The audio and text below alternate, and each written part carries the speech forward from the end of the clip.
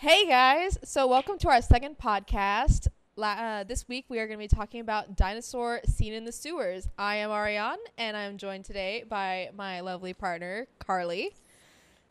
And Karley, would you mind telling us about this episode? Absolutely, I would mind. No, I'm kidding. So this episode, Dinosaur Seen in Sewers, is about the arrival, finally much anticipated, of the Triceratons into the 2012 series. Woo! Woo! I pointed that out in my episode review. I gave them their own bullet. I was like, welcome to 2012, Triceratons. But I do that with like every character that makes an appearance. All right, so the synopsis of this episode is basically we started with the Mighty Meets Animals investigating this theory that there's this dinosaur man in the sewers running around. Rockwell doesn't really believe it too much. Slash is kind of just like, maybe it was just one of us. Eventually, they finally spot him, get pretty beaten up. Raft steps in after a psychic connection call with Rockwell saying they need help. And Raft decides to hunt this guy down because he's hurt their friends and he's not going to stand for that. Meanwhile, the brothers, who totally aren't watching the Krognard finale, totally not watching it, get this call from Rockwell as well. They arrive, and they have to go out and find Raft before he gets hurt too.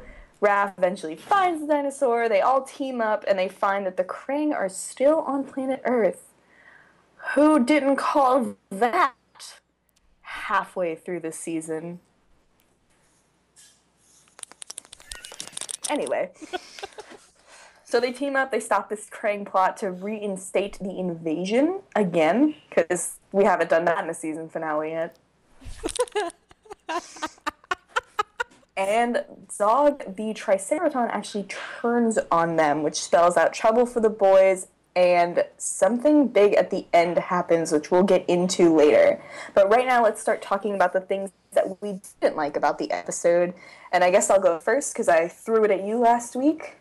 One thing that I kind of didn't like at the very beginning was when they called Raph, he said he was on Shredder Patrol alone.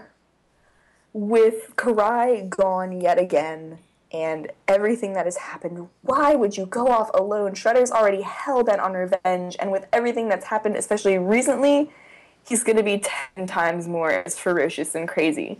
So it's kind of like, are you guys really letting him run off on his own? Like, is that the smartest idea? It's just a little thing that bothered me at the beginning. Did you have any thoughts about that? Yeah, that doesn't really make a whole lot of sense. Like, Raph, did you just volunteer to go off on your own, or did you? I have no idea. Why was he in his Vision Quest outfit other than to reinforce the, hey kids, buy our Vision Quest outfit action figures again? Sell the toys. We still use these. Never happened. I honestly have no idea why Leo would let him go on his own unless Raph snuck out. I don't understand. That you bring up a good point, and I really have nothing to say in defense of the show. I thought that was dumb. Let's see. The one thing that I disliked was the random pop-ins of Rockwell's psychic powers. Like the fact that he knew what the characters were saying, what they were talking about, like whenever they were like, oh, what's going on? Where is he? And then he was like, Raph has gone to search for the Dino Man. Although Mikey did make it funny when he was like, thank you, narrator. Like, it was that. The way you just impersonated that character was absolutely accurate and beautiful.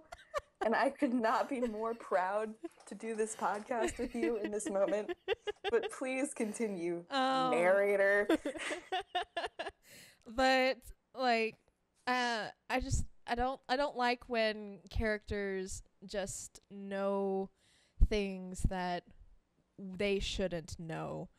Like, I don't know. It bothered me to see Rockwell just have existential wisdom of everything that was going on, like he wrote the episode, and that's just not. I didn't like it. It's a pet peeve of mine, but you know. Being interrupted in conversation is the pet peeve of all of us. I don't know. That part didn't really bother me just because I just felt it was kind of coincidental because the first time he pops in, Raph is just randomly on patrol. There's no mention or anything. And the only other time that he pops in does happen at that moment. But I'm pretty sure that was right after Raph like left them in the sewer. So then he was like, oh, better contact the turtles. I think it was just a happenstance. I don't think it was coincidence forced or anything. Yeah, coincidence. That's a good word. All right. Well, that actually makes it a little better, but it was still just whenever I saw it, I was like, oh. Yeah, it'll happen. You know, 2012, they're famous for doing stuff. The other thing that bothered me was at the very end, we see like this forced emotional moment between Raph and Zog. And Zog's like, gonna destroy the planet, hashtag LOL, hashtag Triceraton Empire, hashtag your mom. And Raph's like, you can't do that. And Zog's like, why not? Raph's only argument is because we're friends.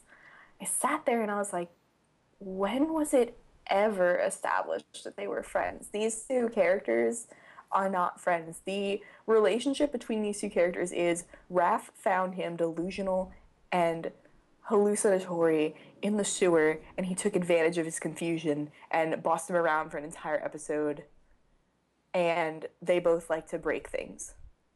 That's not friendship, Raph. That's not a valid excuse. It just was random to me that Raph was like, but we're friends. I was like, you're not friends. He just shot you 10 seconds ago. I don't know. That part was dumb.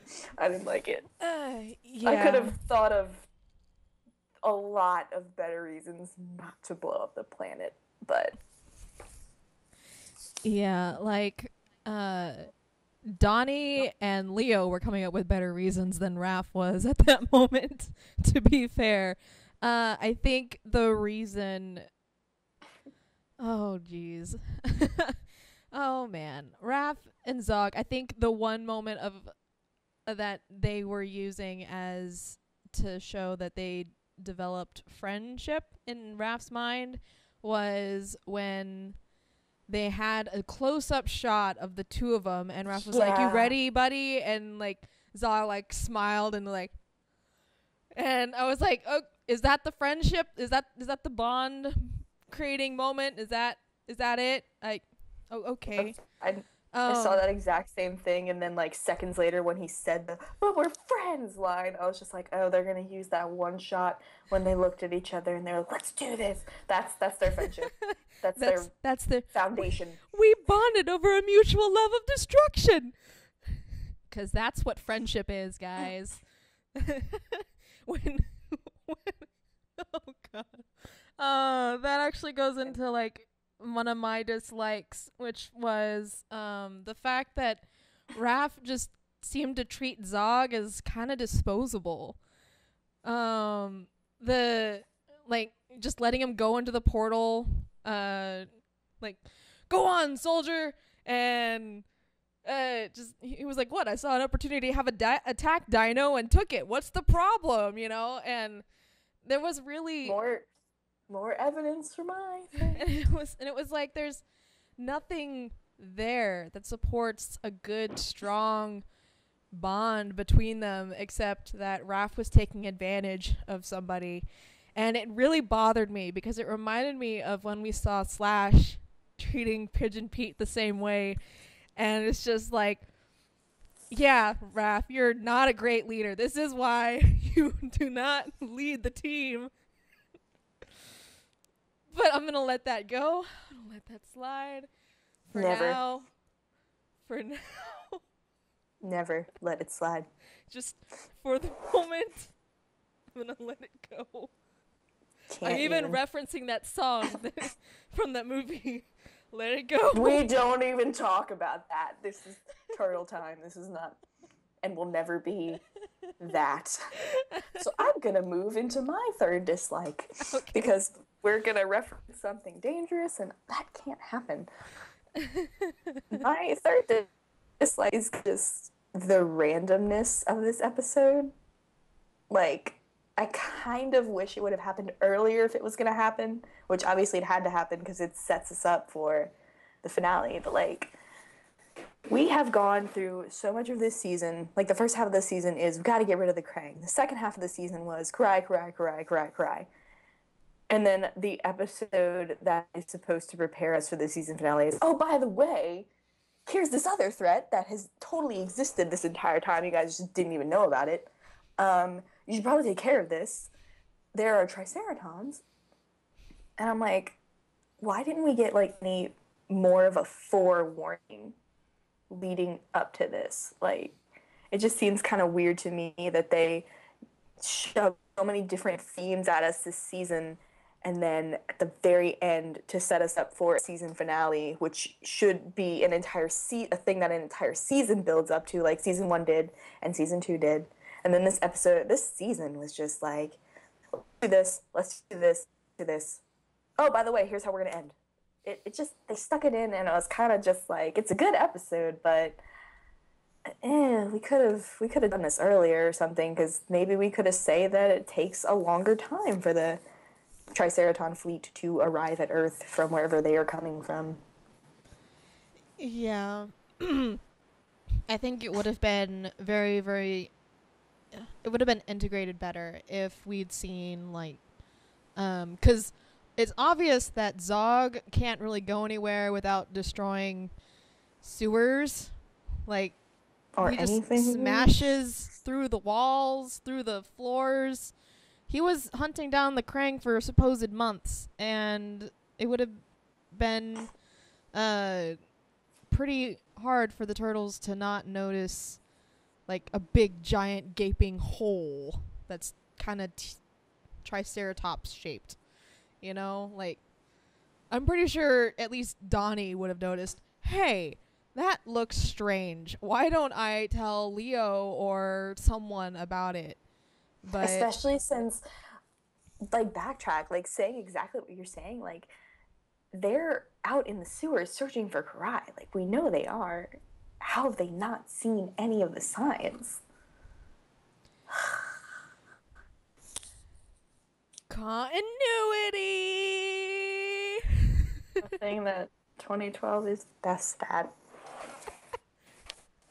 They go so hand in hand together. No comment. So what was your last dislike? I'm not even gonna mention it because it's too dangerous. It is way too dangerous for both of our sanities. Can you? Oh. Alright, I'm gonna tape my mouth shut. Alright. I am not even gonna comment on yours. You go. Like, right now. Oh, gosh. Oh. Pretty much anytime Slash comes in and they paint him as this hero, or especially what bothered me most about Slash in this episode was the fact that he was just so okay when... Okay, his line in particular, that hothead's gonna get himself into some hot water. And that just bothered me so much. And it was like, and he's a good guy? He seems so menacing right there. Like, you're just gonna, it just, everything about Slash bothers me. Everything about the Mutanimals bothers me. Just everything about that whole group of people bothers me. And that's all I'm going to say about this subject, because this is very dangerous territory. Okay, wait. Oh, God. For the fans.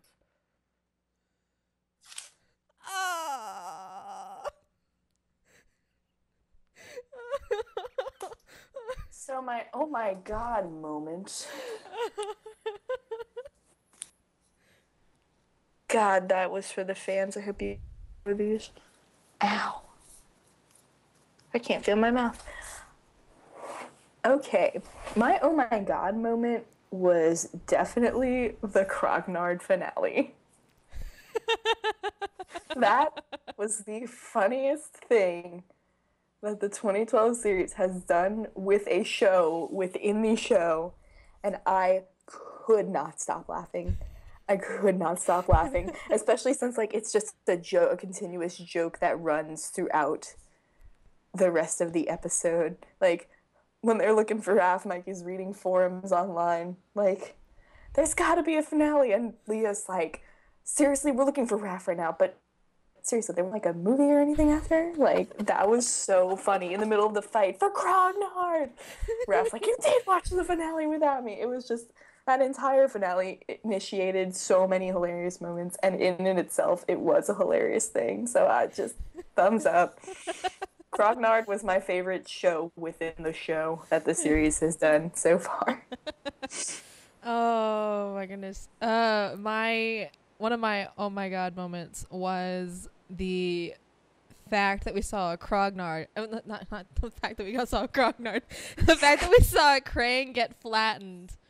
Curb stomp. And because like I think we've only seen a Krang like officially die on screen twice. One was in the neutralized, and the second time was here. And it was like, what? Like, it's the aliens. The aliens just don't mess around with each other. It's the like. Oh, maybe we'll finally see some deaths in season 4. That's a horrible thing to hope for, but maybe, just maybe, we'll see some Krang finally just kick the bucket, you know? It's just... Oh my god.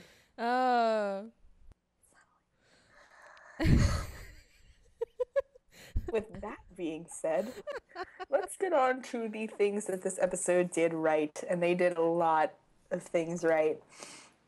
I really like that, just the fact that we have the Triceratons at all. Like, I have been waiting for the Triceratons since they were announced at Comic-Con.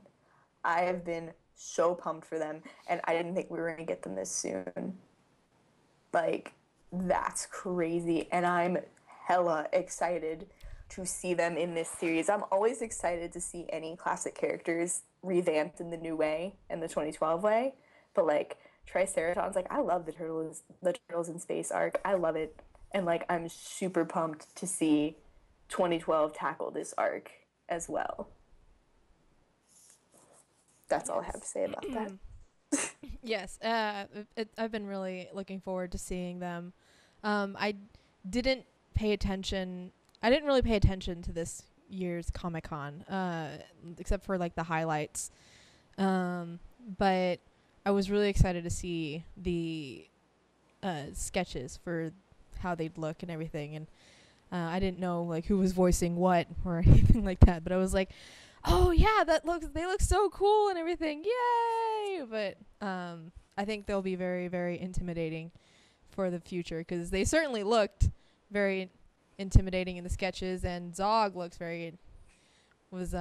definitely strong. So if all the others are as strong as he is, then yeah.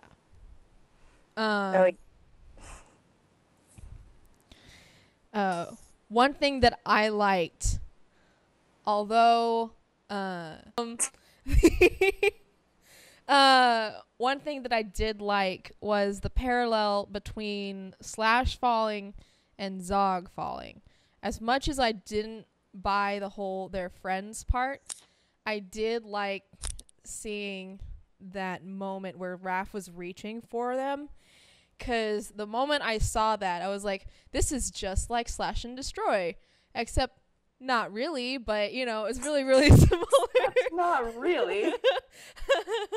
But it was really, really cool because in both cases, both of the falls were brought on because of Raft, and then Raft tried to tried to save them both, and in Slash's case, he didn't reach him in time, and in Zog's case, Zog chose to fall rather than let Raft help him, and I thought it was a really, really interesting parallel that showed the more softer side of Raphael that we don't always get to see, but when we do, it's always nice. Yeah. I was just thinking the entire time, I was like, what is it with these turtles and finding giant monsters that rampage all over the place? They had Leatherhead in season 1, and when they first met Leatherhead, he could not control himself worth anything, and he would just rampage. Season 2, we had Slash, who tried to murder everyone, straight up murder everyone, because he was on a rampage. Now we have Zog, season 3, and it's just, oh my god. But yeah, definitely agree with all the points you just made. I thought of the Slash and Destroy moment too in that episode. It was nice. I do like seeing the softer moments with Raph, and that leads into my next like. I loved the part when Raph first met up with Zog, when he first tries to fight him. Because in the beginning, Raph is not trying to fight. Raph is he's calm and he's rational and he's thinking, I can't beat this. This is too big. Obviously, it's going to be way too tough for me. I don't think I can handle this. Let me see if I can try to talk to him. And he does. He tries to talk to the thing. He says, I don't want to hurt you, and I don't think I can, which is him acknowledging, I can't win this fight, which is something that we never see from Raph. Raph is always like, let's charge into battle and beat everybody up and blah, blah, blah, blah, blah, blah, blah. But here he's like calm, he's rational, and he's Raphinal. I don't know how to make that a pun. But I really liked that because we've seen, through the seasons, we've seen how these characters have all grown a lot. Like, we've seen Leo grow into a great leader. We've seen Donnie learn so many new things and try so many things and accomplish so many things. We've even seen Mikey, who I don't think had a pizza reference in this episode. He had one, but it was very, very small, very, very hidden. Where was it? It was whenever they were walking in the sewers following Zog and Raph, and they were talking about Mikey was saying, we had pizza, and then we break dance, and then I threw up, but it was very, very small, very, very hidden. It was not in your face like all the other pizza references have been. Like, I didn't even catch it on the first time until my brother told me, oh yeah, he did say he did have a pizza line. I was like, he did? Where? And so we rewound and then played it back. I was like, oh, dang. Yeah. We were so close, but I mean, I guess that's better than nothing. But yeah, just, we've even seen Mikey, he can go into Dimension X, and when he focuses, like, he can do incredible things. And, like, we've always seen Raph as, beat everybody up, do this, do that, don't stop, don't run away, I don't want to run away, why are we surrendering? And now it's kind of like, looking at this rationally, I can't win this fight, I'm backing down, I'm going to try and stop the fight. And he only fights back when he realizes that he's not going to be able to calm him down. That was awesome. Like, great Raph moment. Yeah. I was very proud of Raph, and it was that first moment between him and Zog was really well choreographed and really well animated and everything. And all the times that Zog threw him into like the concrete and everything, I was like, oh, that hurt. That looked like it hurt. Everything hurts. Just watching. Seriously. Yeah, and kudos to Raph for thinking on his feet to for like even though it was not exactly the most moral thing to do, but more of like a survival thing, for thinking on his feet and realizing that the only way to survive was to play into the delusion of Zog. You know, I mean, it may not have been entirely moral, but at least he lived. And I think that was a little bit more important in that moment. Like, maybe he should have not played it out as long, but, you know, in that moment, I'm very proud of him for coming up with that idea. Maybe I should try this and see if that works since I'm being crushed under his foot.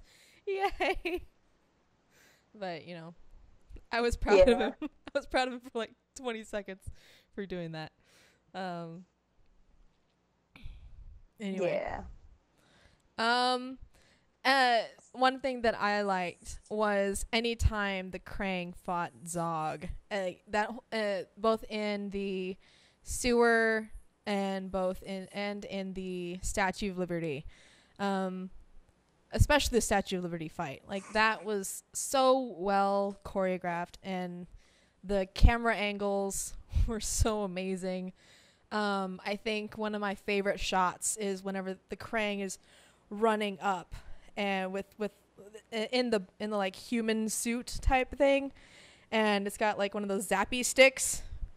Zappy sticks. I don't know what they're called, so I'm calling them zappy sticks. Okay, it's like a little taser. You know what I'm talking about. But anyway, it like runs up and then it like, and the camera just pans up to it, and then it just stops right in front of Zog, and then it like puts the stick like right behind him, and it's just and Zog just like spits out another zappy stick, and then like the Krang just like, oh shoot. Dang it. And then Zog like crushed the arms, and then instantly goes to like my favorite shot of the boys fighting. It's like Raft and Leo doing their like back to back spin, and Raft's like, he's good with his hands, isn't he? And Leo's like, I'm not buying this. And but like that whole fight, it was really, really awesome to watch, and I was just like, yay, this is so cool, like all the camera angles. I was just such a nerd for that fight, but it was amazing. You said it all. But speaking of the Statue of Liberty, that's my third favorite thing about the episode, was the fact that we even saw it. Like, they live in New York, they live in a place with huge worldwide known areas, like the Statue of Liberty being one, and the big park that I, for whatever reason, can't remember the name of right now, and I feel like an idiot because I know everybody who's watching this is screaming the name of that giant park in the middle of the city. Yeah, don't even try because everybody's screaming at me, and I'm going to remember Central Park? Central Park? Is that it? Probably. Because I'm thinking of Friends with the Central It Park. is. I want to say Central Park. All right, well, that one. Like, the Empire State Building, Times Square, Madison Square Garden, like, we have all of these iconic places that we've just never seen, and like now and we keep seeing like the same areas and the same backdrops, and I understand it's expensive to design new places, and like every episode has a budget, but like I wish we could see different places. So like to see them go to the Statue of Liberty to carry out a fight, and it was a Krang base, and like all these crazy different things, like that was great. Kudos to them. I'm ready to see more of the city. Oh yes, that was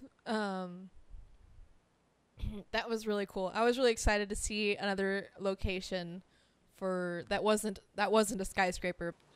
One thing that I liked, my last like, was the fact that it showed that they were trying to contact Raft several times throughout the episode, because I have seen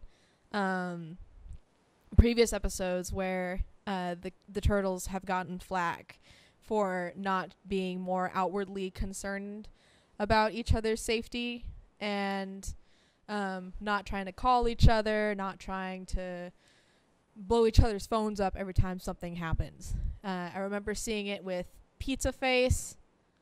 I think it was Pizza Face, when something happened to April and no one seemed to care or whatever, or Mikey didn't think anything of it. Yes, Karley? It happened in the invasion.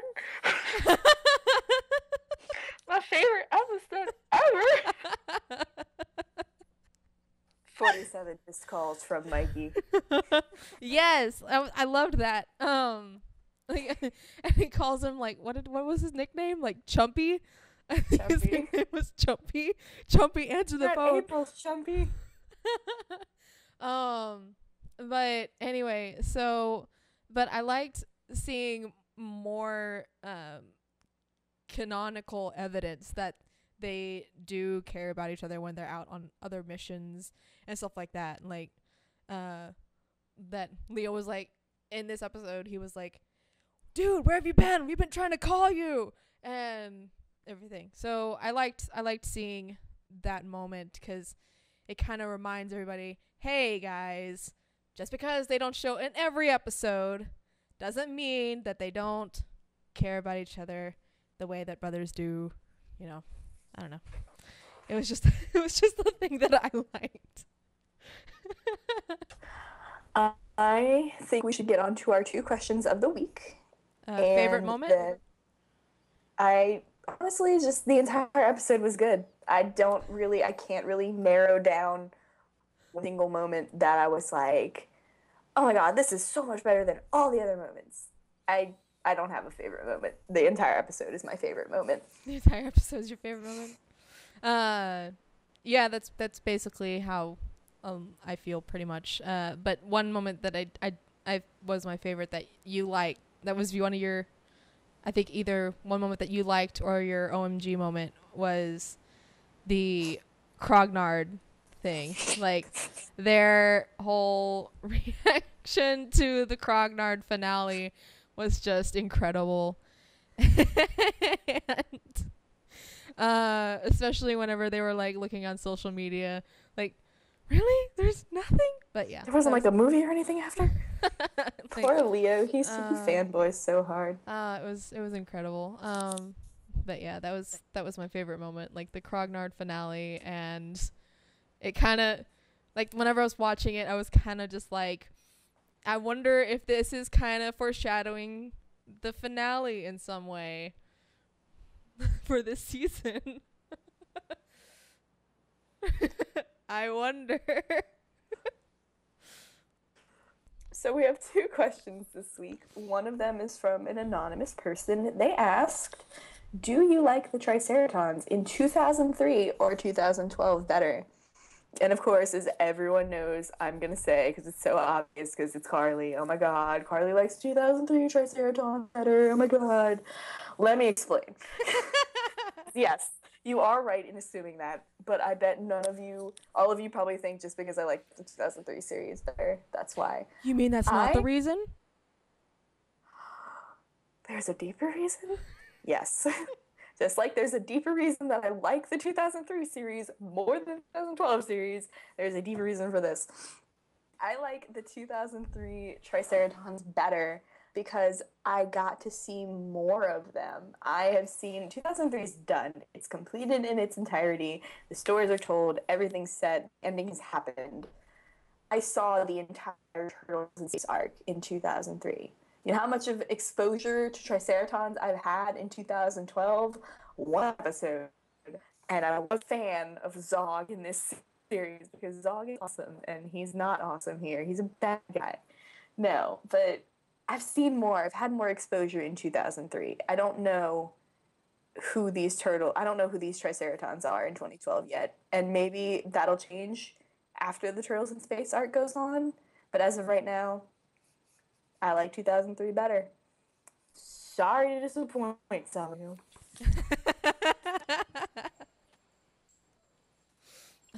Okay. So, I feel like we don't know enough about the 2012 Triceratons to like really have a very strong opinion of them so far. Like, we've only seen one episode where Zog was delusional throughout the majority of the episode, and then toward the end he was like, okay, well, Triceratons are for loyalty and honor, and we hate the Krang, and we're going to destroy your world because you've allowed the Krang to run rampant, and there's no reason for you to live. And psycho.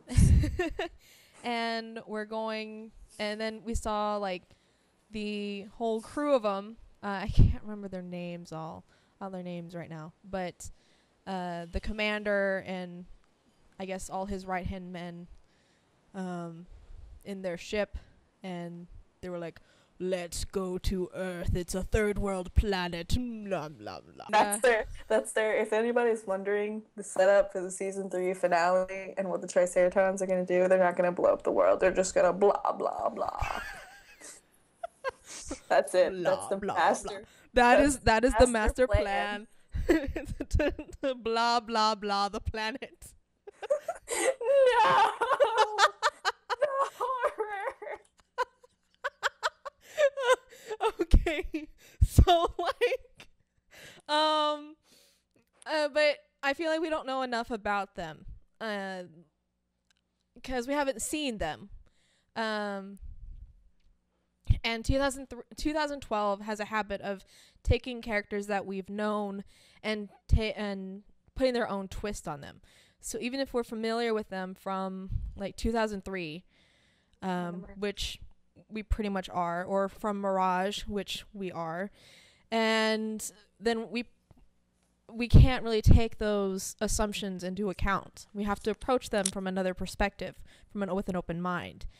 With that said, I do like the 2003 Triceratons. I remember thinking they were really, really cool, really, really threatening. I remember thinking they were threatening. Cause psycho. Word of the day. Like if I remember correctly, they were a gladiator type race. Like they had gladiators.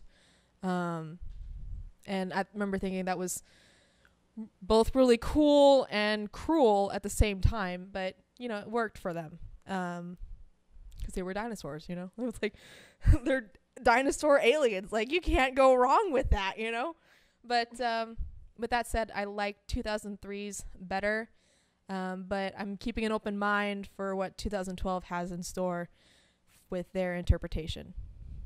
Exactly. And our second question from user I'll Paint the Stars, one word, would like to know, what did you think of the... Wait, wrong. Just kidding. Actually, she asked, what do you think the Triceratons are actually going to do? Do you think that they will blow up the planet? Tough to say. I mean, they definitely have the ambition for it. And if they are all like Zog, it's a possibility. They are ambitious enough. I don't know specifically what they're going to do yet, but all I know is that from what we've seen Zog is capable of, and assuming all of the others are like that as well, we are in for a real fight in the finale. What do I think will happen with the season finale? Well, I think that the Triceratons are going to blah blah blah the world.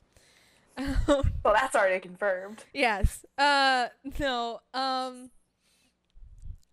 I've actually had a theory going on for quite a while. Like, I think it's going to involve the Shredder somehow. Like, he is going to come in, and Leo is going to try to do something. It's going to end up with a big fight between them, and it's going to be the most anticlimactic ending that one could possibly have, because what's going to happen is Leo is going to try to attack, do some type of final attack on Shredder, and they're going to be teleported away into space, and that's how it's going to happen. It's just what's going to happen.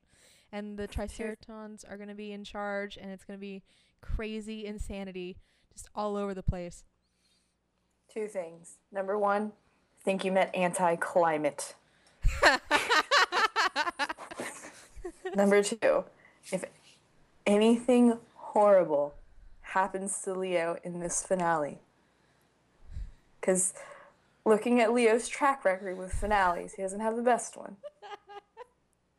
Which is okay, because I really liked season 2. That's my favorite story of all time. But if anything happens, I'm rioting.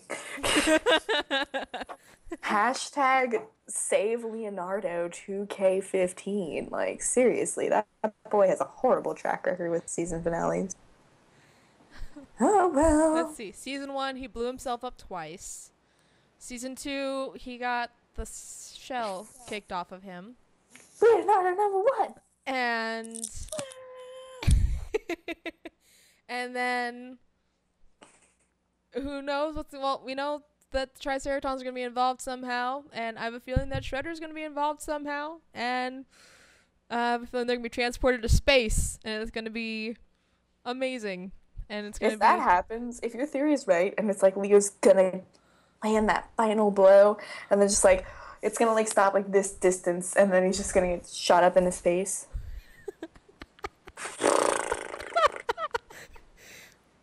I'll die. Shredder will be like, what just happened? What? If that happens, Shredder be like a working slave or something. He better not get an alliance with these stupid dinosaurs. I'll be so mad. Well, he got a working alliance with the Krang, so... I know. Alright. So that's the end of regular season episodes from season 3, 2012 season 3. But leading up to this point, we've seen a lot of stuff happen.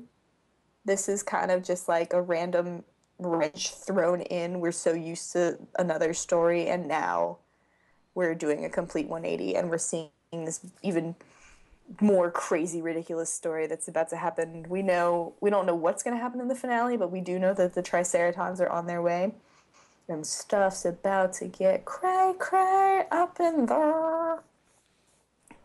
Do you have any predictions? Well, do I have any predictions for the finale? For finale. Well, Yeah. other than what I just shared, I do not think what we saw in those, what was released as spoilers on that text post online will be coming true.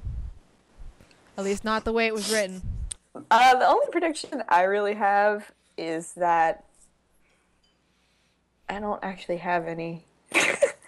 I'm completely at a loss. It's just usually I can kind of guess what's gonna happen. Because, like I said, the other seasons have built up slowly to the finale. This one built up to other things, and now it's a completely different story we're about to jump into. So, like, it's totally up in the air. I have no idea what's going to happen. I'm interested to see if your theory plays out, though. That'd be really cool if that happens. We'll see, though.